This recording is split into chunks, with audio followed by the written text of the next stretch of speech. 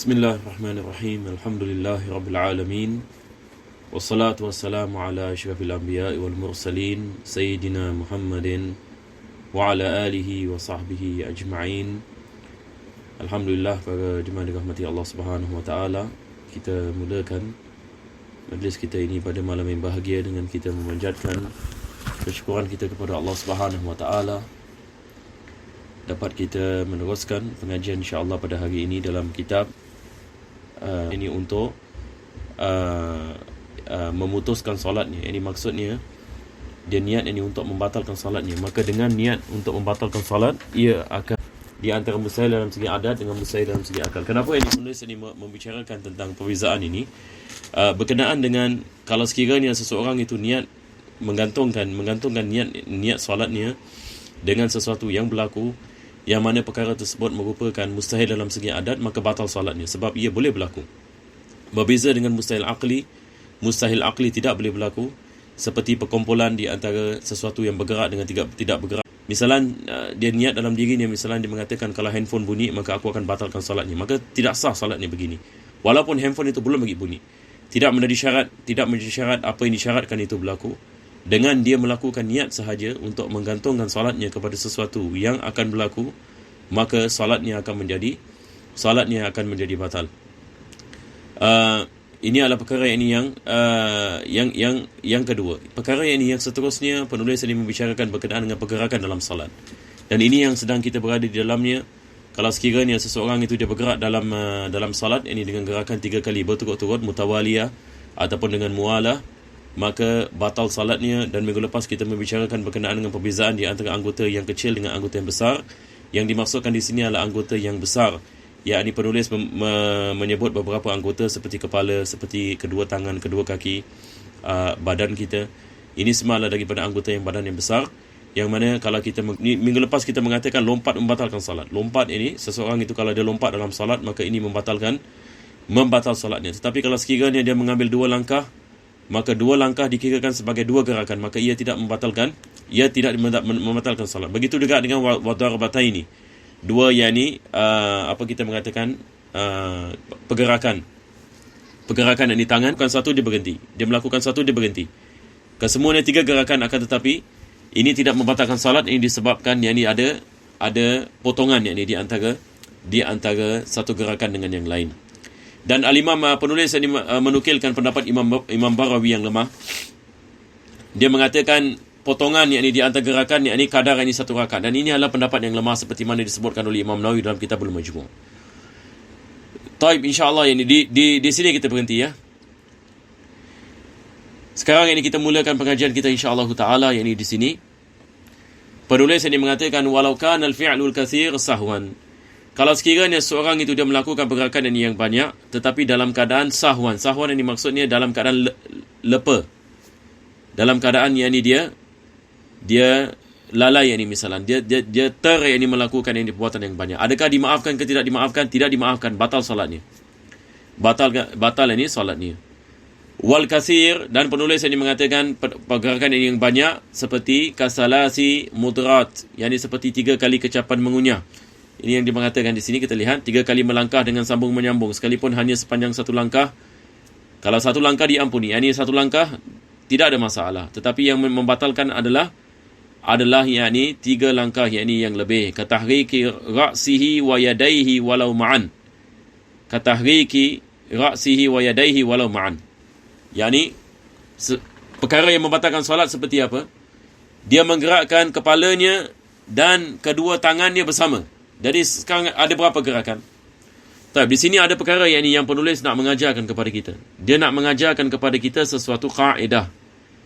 Yakni kaedah tersebut adalah solat kita menjadi batal walaupun pergerakan itu daripada anggota badan yang berbeza. Yakni bukan maksudnya kita mengatakan saya gerakkan tangan saya 1 kali, tangan kanan 1 kali, tangan kiri 1 kali, kepala 1 kali. Bukan maksudnya dia balik ini kepada tangan ataupun dia balik kepada kepala. Tetapi maksudnya di sini adalah kita campur ini ke semuanya. Yakni gerakan tangan kanan 1 gerakan, tangan kiri 1 gerakan, kepala 1 gerakan. Jadi kesemuanya ada berapa? 3 gerakan. Ini membatalkan salat ke tidak membatalkan salat? Membatalkan salat. Yakni yang dia bergerak. Tetapi kita lihat dia bergerak. Saya pernah ini tegur ini seorang, dan saya mengatakan kepada dia bergerak dalam solat. Dia mengatakan tidak, ini saya tidak bergerak dalam solat.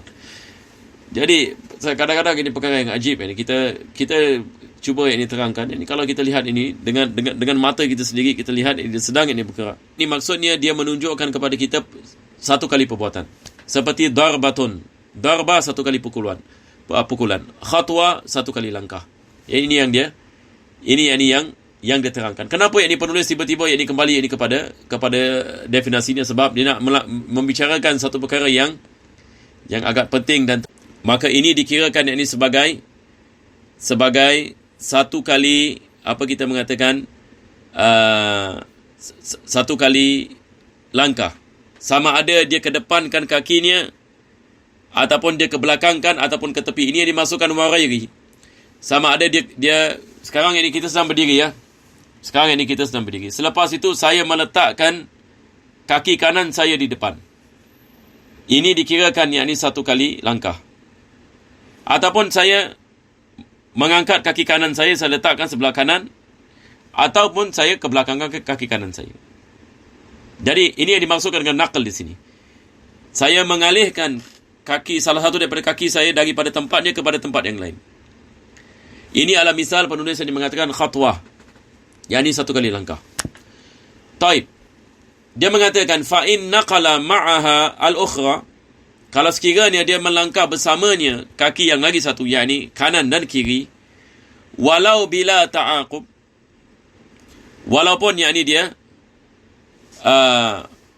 melakukan yakni sedemikian, bukan yakni serta-merta, maka ini dikirakan fa khatwatan.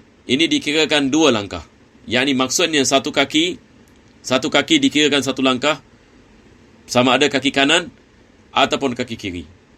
Kalau kita melakukan satu langkah, maka ini dikirakan sebagai satu kali.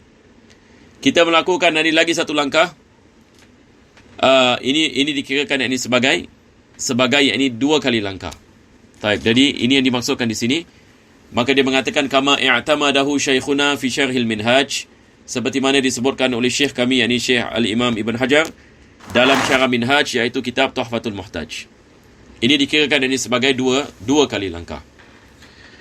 Taib, selepas itu ini dia mengatakan lakinnal ladzi jazama bihi fi syarhil irsyad, akan tetapi yang ini disebutkan ini dalam kitab ini syarah ini irsyad, dan selain daripada ini kitab fikih yang lain, anna naqla rijlin ma'a naqlil ukhra ila muhadatiha wala'an khatwatun faqat.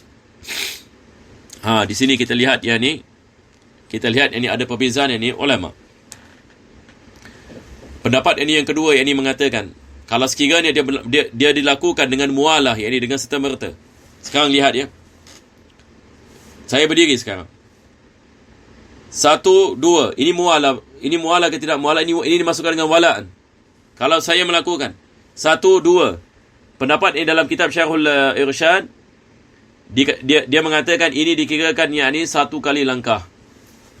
Ini dikirakan sebagai satu kali langkah. Al-Imam Ibn Hajar ini mengatakan 2 kali langkah. Maka di sini penulis ini menukilkan yakni khilaf ini ulama dalam mazhab Al-Imam Syafi'i. Dan ini adalah berita gembira yakni bagi sebahagian ini orang ini misalan yang kadang-kala ini dalam salat yakni dia bergerak yakni misalan 1 2 3 4. Kalau mengikut ini pendapat yang mengatakan satu kali langkah dikirakan ini satu kali langkah, batal ini solat. Betul ke tidak? Sebab sudah 4.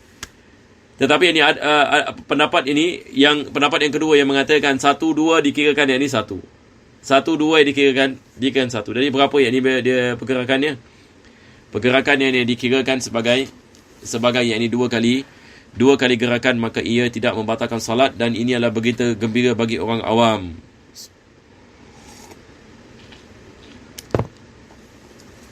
Kadang-kala yakni kita beri laluan ini sedikit ini kepada sebagian orang yang baru-baru nak belajar, insya-Allah yakni.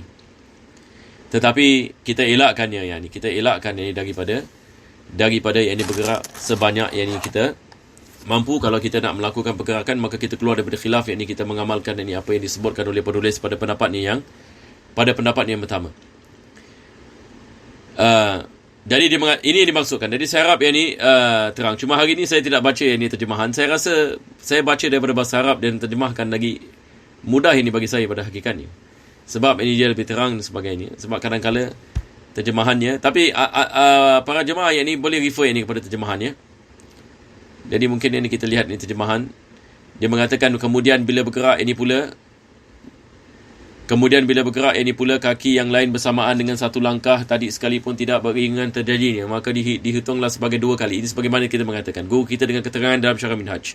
Sementara itu apa yang ia menetapkan dalam kitab Syarh Lishar dan lainnya lagi adalah bahawa memindahkan kaki berikut kaki satunya kepada satu batas yang bersejaran dengan sambung menyambung. Ini dimasukkan mu'alah. Itu dihitung sebagai satu langkah sahaja. Jadi insya-Allah ini khair. Apa kita mengatakan kita boleh faham insya-Allah. Saya rasa tidak ada masalah. Kalau ada soalan yang ni bolehlah tulis yang ini ruangan komen, tapi YouTube ya. Ruangan komen ini YouTube. Ini Facebook kadang-kadang ini susah ini. Saya refresh, kadang-kadang komen masuk saya terlepas dan sebagainya. Tapi kalau YouTube ini insya-Allah yang ini dia melekat.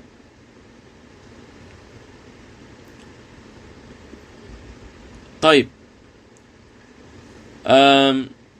Sekarang ini kita teruskan. Penulis ini mengatakan fa in naqala kullan ala ta'aqub fa khatwatani bila niza'.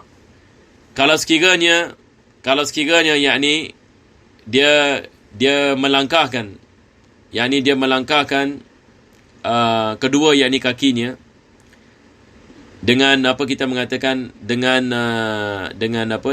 segera, maka itu dikirakan yakni sebagai 2 langkah. Itu dikirakan yakni sebagai yakni 2 langkah. Walau syakka fi fi'lin aqalilun walau syakka fi fi'lin aqalilun huwa au kathiratun. Sekarang satu orang itu dia ada syak. Tadi dia ada melakukan pergerakan tapi dia syak sama ada dia melakukan pergerakan yang sedikit ataupun banyak. Maka fala butlan. Yani dia solatnya ini tidak batal. Solatnya tetap sah sebab ini dia syak. Sama ada dia ada bergerak dengan banyak ataupun tidak. Asalnya dia tidak bergerak dengan banyak. Maka ini tidak membatalkan salat kalau sekiranya dia berada dalam keadaan syak. Berbeza kalau dia yakin ini, misalnya kalau dia yakin dia telah melakukan pergerakan ini yang banyak, maka batal salatnya. Wa tabtulu bil wasbati. Kalau sekiranya dia lompat ini misalnya batal salat ni. Ini seperti mana kita mengatakan melompat yang ini membatalkan salat. Kita dah tak ada, kalau lompat kita dah tak kira 1 2 3 ke 4 ke, sebab dia lompat yang ni. Lompat ini semua yang ni anggotanya yang ni. Semua anggota ini yang ni sedang ini bergerak, maka ini membatalkan salat. Wa illam tata'addad. Walaupun yang ni ia tidak dapat yang ni dihitung gerakannya. La tabtulu biharakatin khafifah.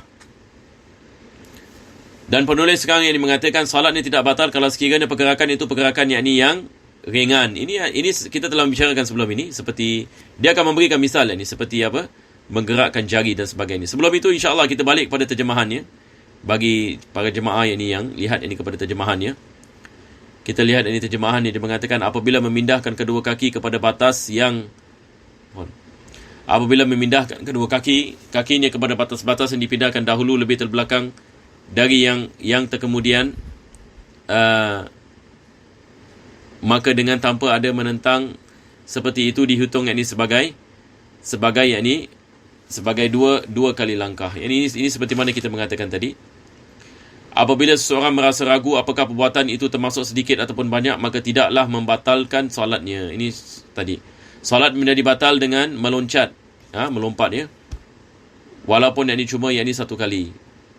Walaupun yang ini dia tidak banyak kali. Solat ini tidak batal dengan gerakan-gerakan ringan sekalipun ini yang kita berada di dalamnya, sekalipun banyak lagi pula sambung menyambung. Wa in kasurat wa tawalat bal tukrahu. Tetapi ini hukum dia makruh ka tahriki isba' ataupun usbu'. Yang ini dia memberikan misal yang ini seperti menggerakkan jari. Yang ini misalan satu orang ini misalan dia ada gatal kat sini, dia gerak begini. Ini walaupun ini dia gerak 10 kali ini misalan. Tawalat, yang ini dia berterusan begini. Maka ia tidak membatalkan salat. Wa asabi'. Begitu juga yang ni ataupun dia menggerakkan yang ni jari-jarinya, bukan satu jari tetapi lebih daripada satu jari, fi haqqin, Yani kalau sekiranya ini ada gatal ini misalan, maka ini tidak membatalkan salat.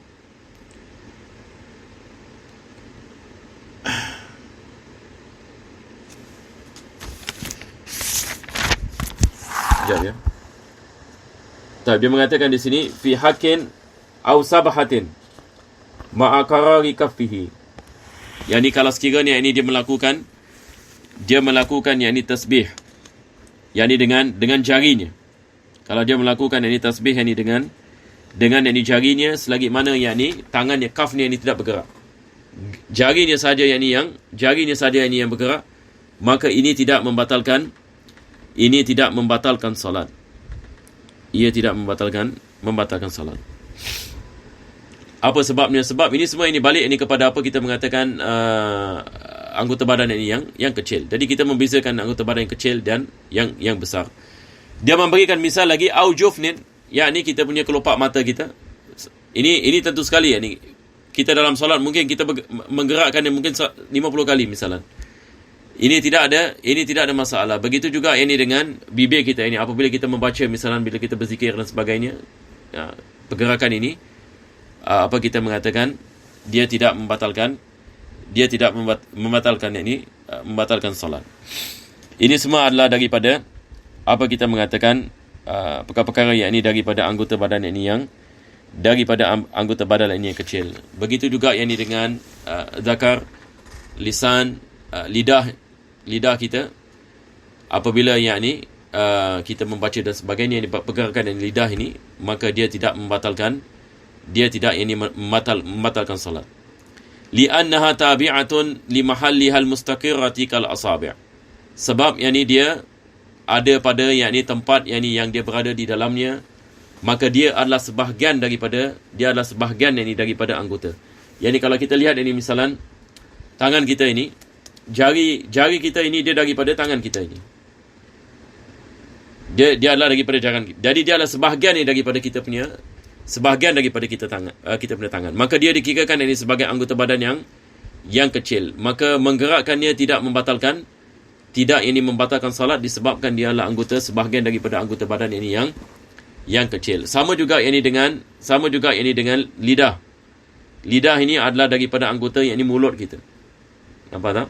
Yang membatalkan solat kalau kita menggerakkan ini kita punya bahagian bawah sini. Ini dikirakan ini anggota badan yang besar.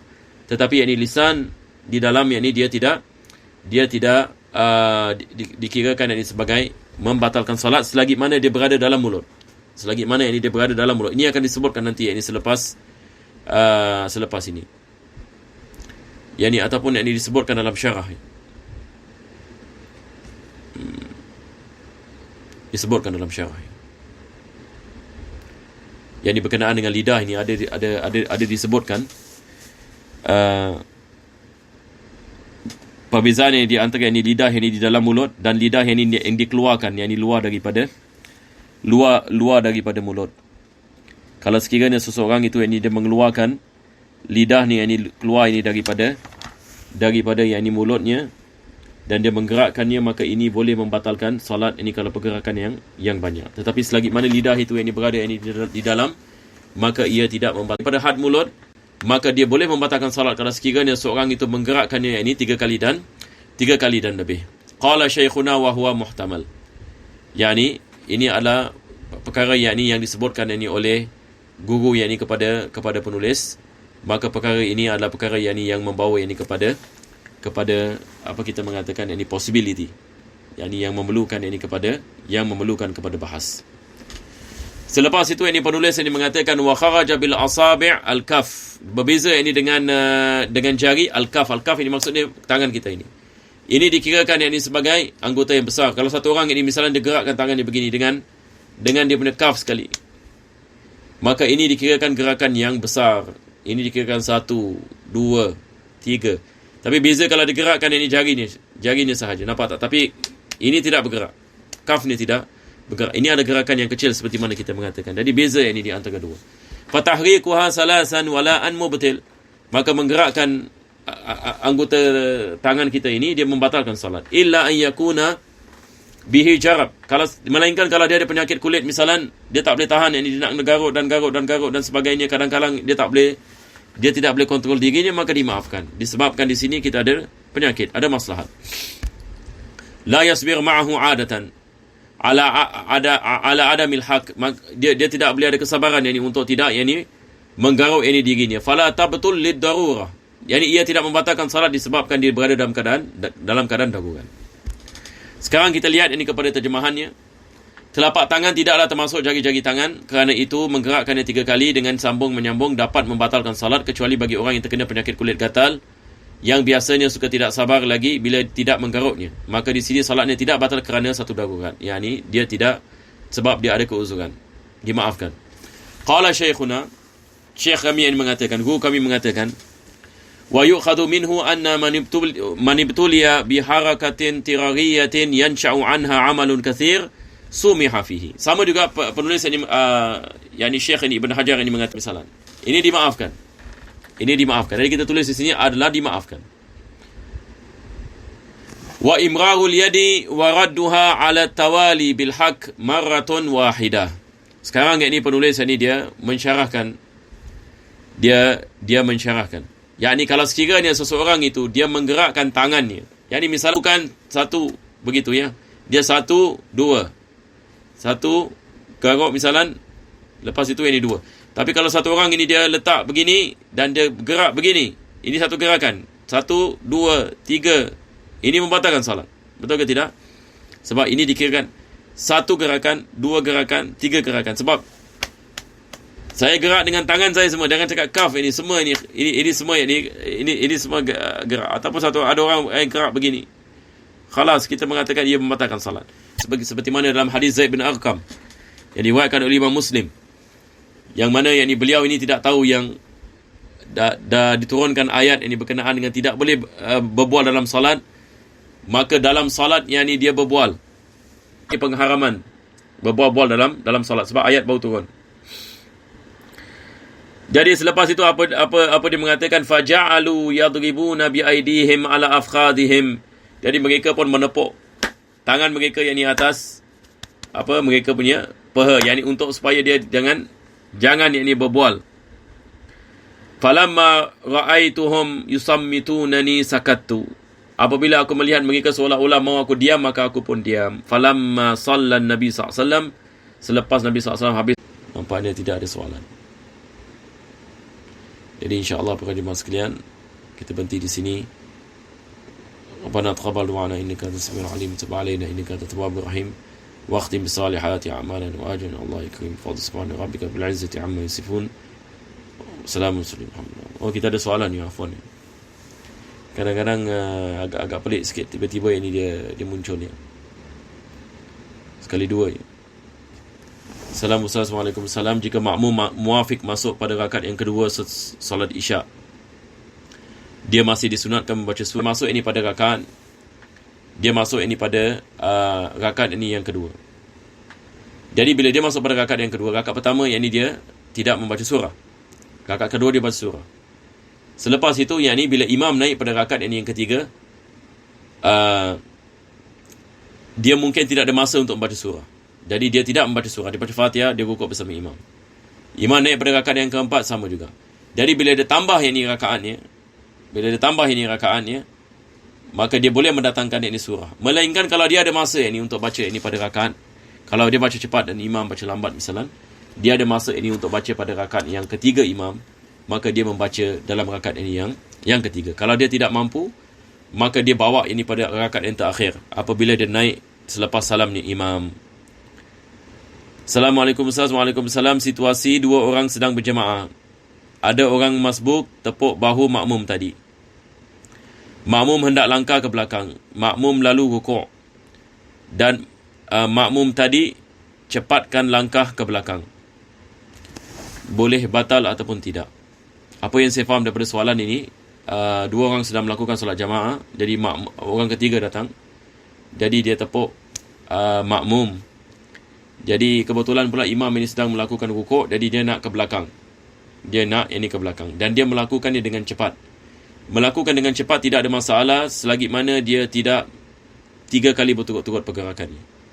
Kalau sekiranya dia bergerak 2 kali keempat, dan Nabi SAW ini menggalakkannya Tapi ini keadaan yang berbeza. Ini dalam keadaan yang mana kita dah habis ini Fatihah. Imam ini masih ini membaca Fatihah. Sebab berdiam diri dalam solat makruh. Ini masalah. Berdiam diri dalam solat makruh. Jadi daripada kita berdiam diri, tak buat apa-apa, maka disunatkan yakni kita membaca sesuatu. Jadi disebabkan kita